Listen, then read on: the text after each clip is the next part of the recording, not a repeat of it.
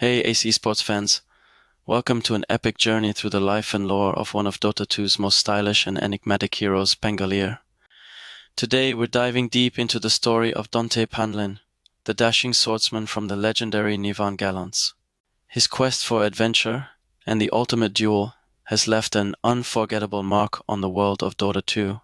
So kick back, relax, and let's explore the life of the hero who turns every battle into a grand performance. Our story begins in the peaceful and prosperous land of Nivan, home to the illustrious Nivan Gallants. This elite group of master duelists, trained in the art of the blade from a young age, following a strict code of honor. Among these gallants was Dante Panlin, a young man who stood out not just for his skill, but for his charm, wit, and rebellious spirit. Dante was born into a noble family with a long tradition of producing exceptional duelists. From the moment he could walk, it was clear he was destined for greatness. But unlike his peers who focused solely on mastering the blade, Dante saw swordplay as more than just a martial art. To him, it was a way to express himself, to dance with danger, and emerge victorious. He trained with a blend of discipline and creativity, often frustrating his instructors, who admired his talent, but worried about his unorthodox methods. As Dante grew, so did his reputation. By the time he was a teenager, he was already one of the finest swordsmen in Nivan. His movements were a blur of speed and precision, each strike delivered with a grace that left onlookers in awe. Yet, despite his skill, Dante wasn't content. The life of a gallant, with its strict codes and rigid traditions, felt like a cage to him. He longed for freedom, for a life where he could truly be himself. His desire for adventure was fueled by stories of the world beyond Nivan, wild lands where danger lurked around every corner, where the strong survived and the weak perished. These tales ignited a fire within Dante, a burning need to break free from the confines of his noble upbringing and forge his own path. To truly understand Dante Panlin, you have to understand the Nivan Gallants. Founded centuries ago, the Gallants were more than just duelists. They were a brotherhood bound by a strict code of honor. This code emphasized discipline, respect, and above all, honor. A gallant was expected to embody these virtues and serve as an example for others to follow. But for Dante, this code was a double-edged sword. While he respected his people's traditions, he found them stifling. The rigid rules left little room for creativity or spontaneity, the kind of daring exploits Dante craved. He chafed against the expectations placed on him, yearning for a life that was less ordinary. Despite his rebellious nature, Dante excelled in his training. He mastered the blade with ease, much to the frustration of his instructors who wished he would take the code more seriously. But Dante wasn't one to be bound by tradition. He often pushed the limits of what was acceptable, adding flourishes to his techniques that, while undeniably effective, were considered unorthodox by the gallants. His peers were divided. Some admired his skill and envied his talent, while others viewed him with disdain, seeing him as a threat to their traditions. But Dante paid little mind to their opinions. He was determined to live life on his own terms, even if it meant breaking the rules. The day finally came when Dante could no longer ignore the call of the world beyond Nivan. It was a fateful evening, after yet another duel that ended in victory, albeit with a flourish that left his opponent more embarrassed than defeated. As he stood in the moonlit courtyard, surrounded by the silent stares of his fellow gallants, Dante made a decision that would change his life forever. He decided to leave Nivan, forsaking the life of a noble for the freedom of the open road. His heart raced with excitement and a tinge of sadness as he bid farewell to the only life he had ever known. But there was no turning back. With his rapier in hand and a few belongings packed, Dante set out into the unknown, ready to embrace the life of a vagabond. The journey was not easy. The roads were treacherous, and the world beyond Nivan was far more dangerous than Dante had imagined. But with every challenge he faced, his resolve only grew stronger. He honed his skills further, adapting to the harsh realities of life on the road. And with each new town he visited, Dante Panlin became less of a noble gallant, and more of the legend known as Pangolier. Before long, the tales of Pangolier began to spread. He was the dashing rogue who could disarm a dozen men without breaking a sweat, the charming swordsman who left a trail of admirers and enemies wherever he went. But for Pangolier, the journey was only just beginning. The world was vast, and he was determined to explore every corner of it, seeking out new adventures and, most importantly, the ultimate duel. As Pangolier ventured deeper into the unknown, his adventures became more perilous, and his challenges more formidable. But with each new encounter, his reputation as a master duelist and fearless adventurer grew. Stories of his exploits spread like wildfire, painting him as a figure both revered and feared, a man who could dance with death and emerge unscathed, a rogue with a heart of gold, and a blade that never missed its mark. In the Sunken Isles, where land meets sea in a treacherous dance, Pangolier faced one of his most cunning adversaries, Captain Riptide, the infamous pirate lord. The Sunken Isles were a haven for outlaws, where only the strongest survived, and Captain Riptide ruled with an iron fist. His crew was ruthless, and his ship feared across the seas for its speed and firepower.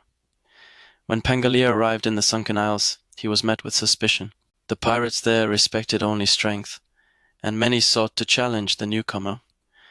But Pangolier, ever the showman, welcomed these challenges.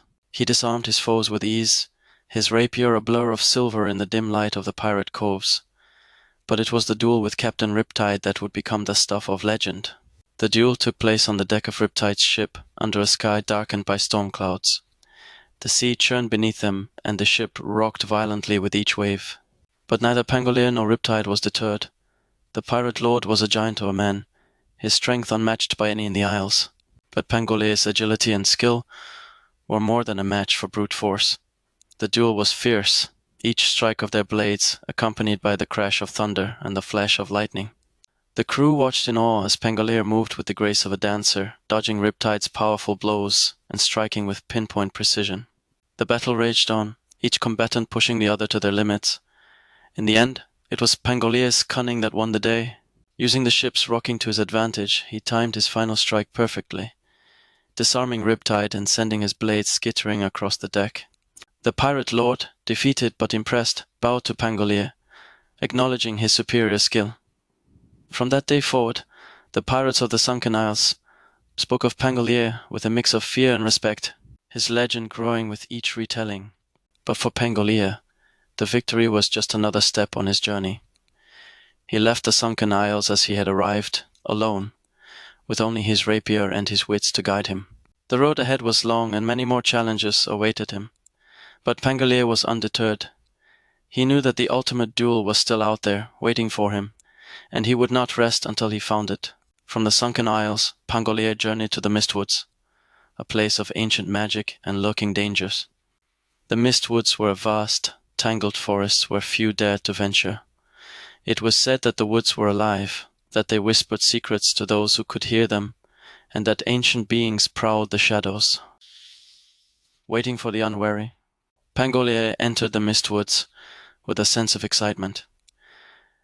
He had heard tales of the creatures that dwelled there, the dire wolves, the shadowy figures that moved through the trees like phantoms, and the mysterious beings known only as the Watchers. But Pangolier was not one to be deterred by stories of danger. He saw the Mistwoods as another challenge, another opportunity to test his skills. As he ventured deeper into the forest, Pangolier felt the air grow colder, the trees closing in around him. The Mistwoods were a place of perpetual twilight, where the sun's light barely penetrated the thick canopy. The ground was covered in a thick layer of mist, making each step uncertain. But Pangolier moved with confidence, his senses attuned to the slightest sound, the faintest movement. It wasn't long before he encountered the dire wolves. These massive, fearsome creatures were the true rulers of the Mistwoods, their howls echoing through the forest like a haunting melody. They hunted in packs, their eyes glowing with a feral intelligence. Pangolier knew that to face them head-on would be suicide, but he also knew that he could not avoid them forever. The battle with the dire wolves was one of the most intense of Pangolier's life. The pack surrounded him, their growls low and menacing. But Pangolier was not intimidated. He moved with a fluid grace, his rapier flashing in the dim light as he parried their attacks and struck back with precision. The wolves were relentless, but Pangolier was faster, his movements a blur of motion as he danced around them. One by one the wolves fell, until only the alpha remained. This creature was larger and more powerful than the others, its eyes burning with a fierce intelligence. The duel between them was a test of strength and skill, each combatant pushing the other to their limits. But in the end, Pangolier's agility and cunning won out. With a final, decisive strike, he brought the Alpha down, the victory hard-fought and well-earned. The battle with the dire wolves earned Pangolier the respect of the Mistwood's inhabitants. The forest, once hostile and forbidding, seemed to open up to him, its secrets revealed bit by bit. He encountered other creatures, some friendly, others dangerous, but all part of the Mistwood's mysterious ecosystem. Pangolier learned to navigate the forest's labyrinthine paths, his senses attuned to its subtle cues. But even as he explored the Mistwoods, Pangolier knew that his journey was far from over. The ultimate duel still eluded him, and the road ahead was filled with more challenges, more dangers, and more adventures. But Pangolier was ready. With his rapier in hand and his heart full of determination, he pressed on, ever in search of the duel that would define his legacy. From the Mistwoods, Pangolier journeyed north to the frozen wastes of the Winter Wyvern's domain. The icy tundra was a place of harsh beauty, where the cold could freeze a man's breath in his lungs, and the wind howled like a beast. It was here that Pangolier faced one of his most formidable foes, a frost giant, a creature of immense power and ancient wrath. The frost giants were a race of beings as old as the mountains themselves, their bodies made of ice and stone, their eyes glowing with a cold blue light. They were guardians of the frozen wastes, protecting their territory with a ferocity that few could match. But Pangolier, ever seeking new challenges, saw the frost giant as a worthy opponent. The journey to the frost giant's lair was treacherous. The cold bit at Pangolier's flesh, the wind cutting through his clothes like a knife. But he pressed on, his resolve unwavering. The landscape around him was a stark, white wilderness, the snow blinding and the ice treacherous. But Pangolier moved with purpose, his eyes fixed on the distant mountains where the frost giant was said to dwell. As he approached the giant's lair, Pangolier felt a sense of foreboding. The air was thick with magic, the ground beneath his feet crackling with energy. The lair was a massive ice cave, its walls glistening with frost, its entrance guarded by towering icicles. But Pangolier was undeterred. He stepped into the cave, his breath visible in the cold air, his rapier at the ready. The frost giant was a sight to behold, a towering figure of ice and stone, its presence filling the cave with an oppressive weight. Its eyes, glowing with an eerie blue light, locked onto Pangolier, and with a roar that shook the very walls of the cave, the giant charged. The battle that followed was one of epic proportions. The frost giant's strength was immense, each of its blows capable of shattering the ice beneath Pangolier's feet. But Pangolier was quick, his movements a blur as he dodged the giant's attacks and struck back with his rapier. The cold bit at him, the giant's breath freezing the air around him. But Pangolier fought on, his determination unyielding. The duel was a test of endurance and skill, each combatant pushing the other to their limits. The giant's strength was matched by Pangolier's agility, its wrath by his cunning. The cave shook with the force of their battle, the ice cracking and splintering underfoot. But Pangolier, with his unrelenting will, finally found the opening he needed. With a precise and powerful strike, he brought the giant down, the battle won, and the legend of Pangolier growing ever larger. The defeat of the frost giant was a monumental achievement, one that solidified Pangolier's reputation as one of the greatest duelists and adventurers of his time. But even this victory did not satisfy his thirst for the ultimate duel. The road ahead still beckoned, filled with untold dangers and challenges that only Pangolier could face. As Pangolier continued his journey, word began to spread of a conflict unlike any other, a battle that drew warriors from all corners of the world, where the stakes were nothing less than the fate of the ancients themselves. This was a battlefield where legends were made, and where the greatest warriors tested their mettle against each other. For Pangolier, this was the challenge he had been searching for. The call to the battlefield was irresistible, a place where he could finally find the duel he had been seeking, where he could face opponents worthy of his skill. And so, with his rapier in hand, and his heart full of anticipation, Pangolier set out for the ancient battlefields, ready to prove himself against the best of the best. The battlefield was a place of chaos and order, where the forces of Radiant and Dire clashed in an eternal struggle. Here, Pangolier found himself among heroes and villains, gods and monsters, each with their own reasons for fighting. The air was thick with the scent of blood and steel, the ground stained with the remnants of countless battles. But for Pangolier, this was where he truly belonged. The battlefield was his stage, the combatants his audience, and the duel his performance. He relished the opportunity to face off against warriors of unmatched skill, to test his mettle in a place where only the strongest survived. The duels Pangolier fought on the battlefield were like nothing he had ever experienced. Each opponent was a master in their own right, each battle a test of his skill, cunning, and resolve. He faced heroes with powers beyond comprehension, villains with strength that could shatter mountains, and creatures of myth and legend. Yet Pangolier thrived in this environment. His rapier became an extension of his will, his movements a blur of speed and precision. He danced through the battlefield, his strikes swift and deadly, his wit as sharp as his blade. The chaos of battle only fueled his determination, each victory bringing him closer to the ultimate duel he sought. It was then that Pangolier encountered a warrior unlike any he had ever faced before, a figure shrouded in mystery, whose very presence seemed to warp the fabric of reality.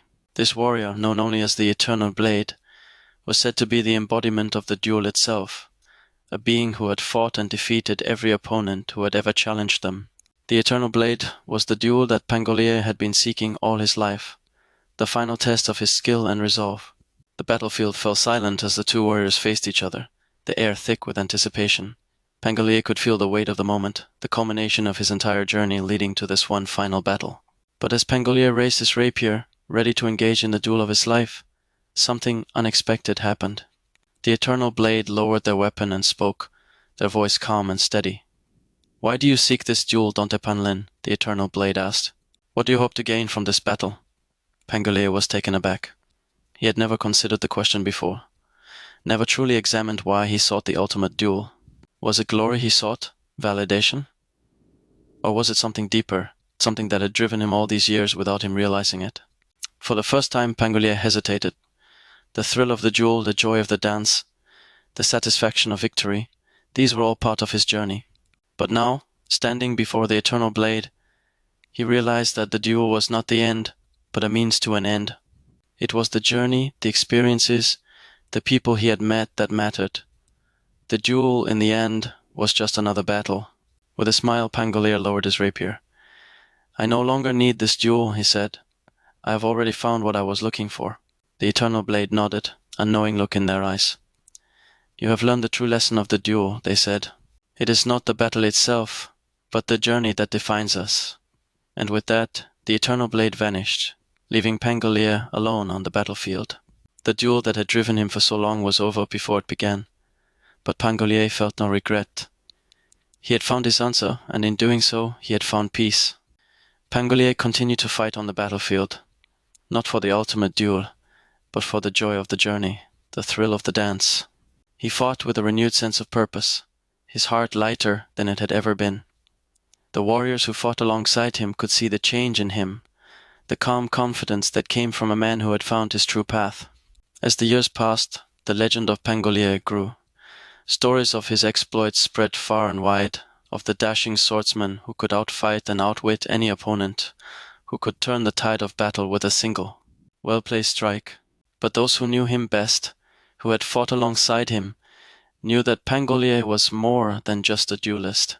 He was a man who had lived life on his own terms, who had sought and found the true meaning of the duel. Eventually, Pangolier left the battlefield, his journey continuing beyond the wars of the Radiant and Dire. He returned to the open road, ever in search of new adventures, new challenges, and new stories to tell. But now he carried with him a sense of contentment, knowing that the journey was its own reward. He became a legend in his own right, a figure whose name would be remembered for generations. And though the ultimate duel was never fought, Pangolier's legacy lived on in the hearts of those who knew him, and in the stories that would be told for centuries to come. And so the tale of Don Tepanlin, the dashing vagabond, comes to an end. But the journey continues, for in the world of Dota 2, there is always another adventure, another battle, and another story waiting to be told. And wherever that journey leads, you can be sure that Pangolier will be there, with a smile on his face and a rapier in his hand, ready to dance the dance of life once more. Thanks for joining us on this epic journey through the life and lore of Pangolier. If you enjoyed this story, don't forget to like, share, and subscribe for more deep dives into the world of Dota 2. Until next time, may your duels be thrilling and your adventures grand.